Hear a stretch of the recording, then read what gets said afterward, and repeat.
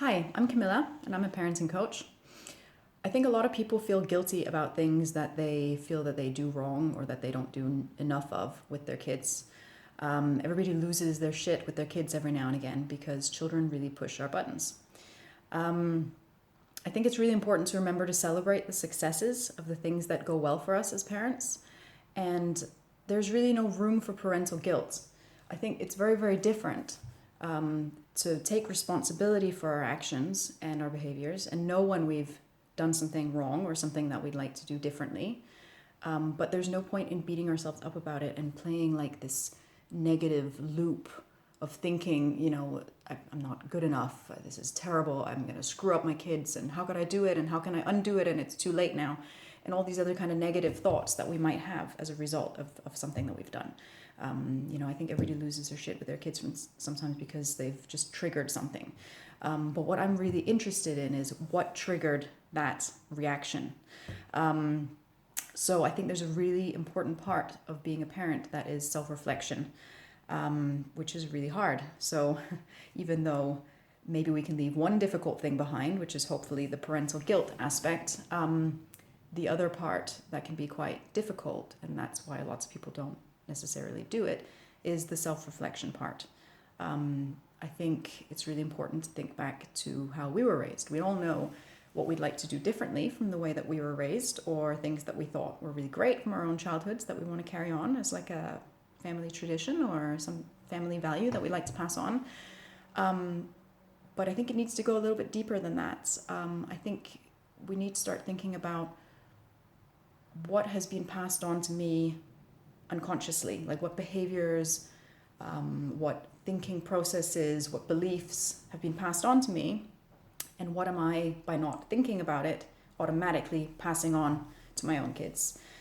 So I think there's something very important about remembering about role modeling and reflecting on what kind of role models did we have. The good behaviors, the negative behaviors, the things that have carried on with us. Have we been raised by a narcissist? And have we somehow internalized some of those behaviors, and now certain things will trigger us that maybe would have triggered our own parents? Or were we raised by someone who's very much in the victim role, doing a very much a poor me, it's so hard to be a parent, it's really, really difficult, and I'm really, really struggling. And have we taken that on as like our default setting as well? When actually, I bet there's tons of things that we do really, really well as parents. So we're not this struggling stereotype. We're all multifaceted people who have many different feelings, a whole range, a whole spectrum of feelings, and strengths and weaknesses. And some things we've got to remember that we're doing really well, even if we are also doing things that are also really difficult for us, or things that really make us feel like we're really struggling. I think it's really important to have the balance, have the seesaw, and remember the things that we're doing really well and celebrate those things, and really remember to talk about those things and not just keep playing the same scripts in our head about all the things that are going badly. So if you're interested in having a look at having a look where maybe some of your own patterns come from, and the things that trigger you, then give me a call.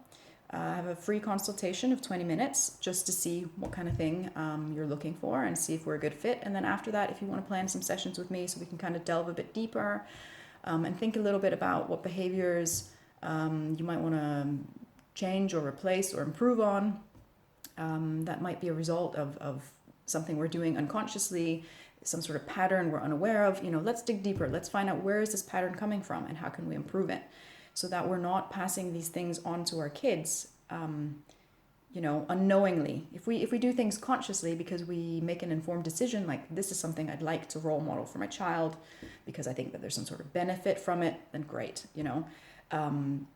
But I think there's something about identifying the things that we don't want to be passing on, that we feel a little bit trapped in, that we feel we're doing automatically. There is something about healing our own issues, because otherwise we're going to end up bleeding on the people who didn't cut us. And I think it's just not fair to our kids. And we all do it. And there's always going to be something that we're not aware that we're doing. But I think there's something about trying to find our blind spots and then, bring some light to them and try to turn it around. So if you're interested, give me a message and we'll take it from there. Okay, bye.